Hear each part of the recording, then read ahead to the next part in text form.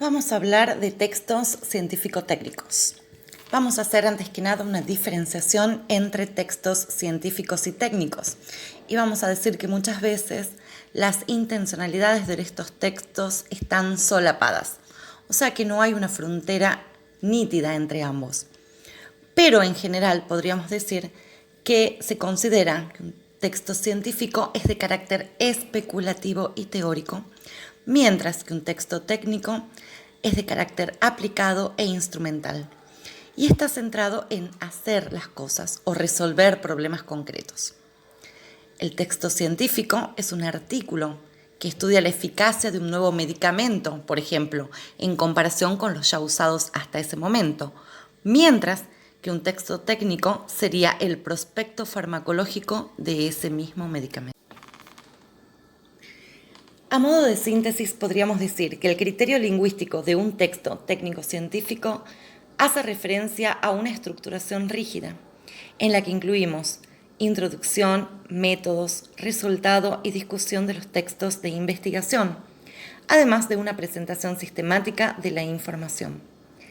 Que cuando hablamos de terminología nos referimos tanto como a una disciplina, a la práctica y al producto generado de esa práctica.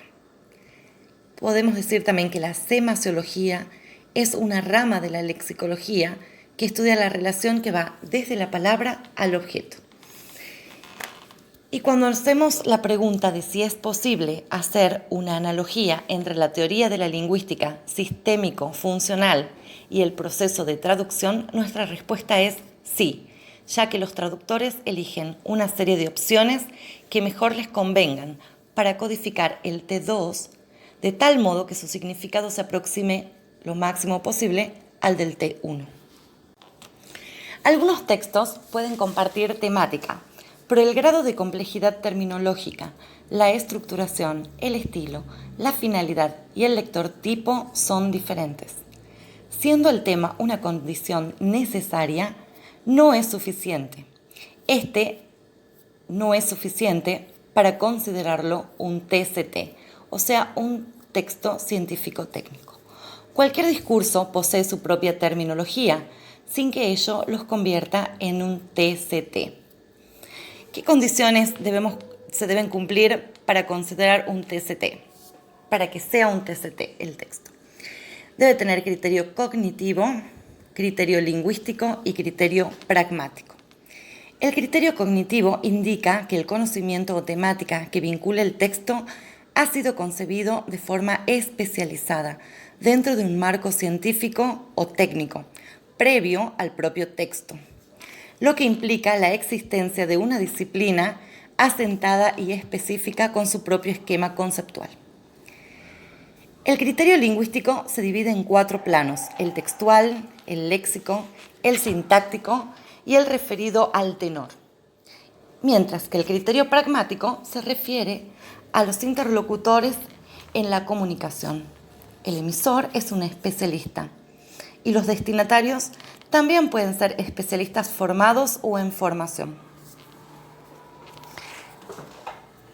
El discurso técnico científico presenta las siguientes características: lenguaje, objetividad, claridad y gráficos. El lenguaje del discurso científico utiliza palabras y conceptos de corte técnico y referente a cada ciencia en particular.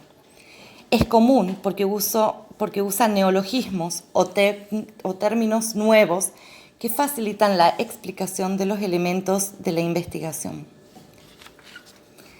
Tiene objetividad. El uso del discurso científico como recurso de transmisión de información implica objetividad para ser parte del área.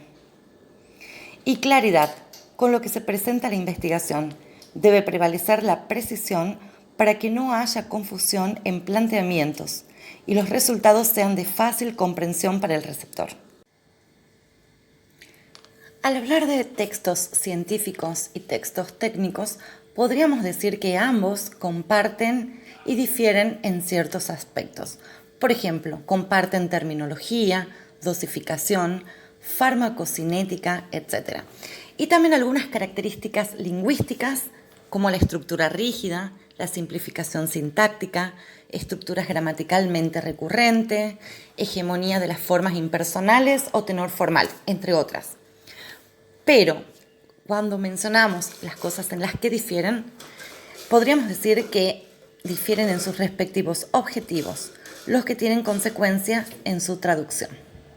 Hay autores como Gamero y Byrne que tratan de establecer fronteras claras entre lo científico y lo técnico, mientras que otros amalgaman ambos conceptos hasta cierto punto, tratando de englobar de la mejor manera una realidad textual.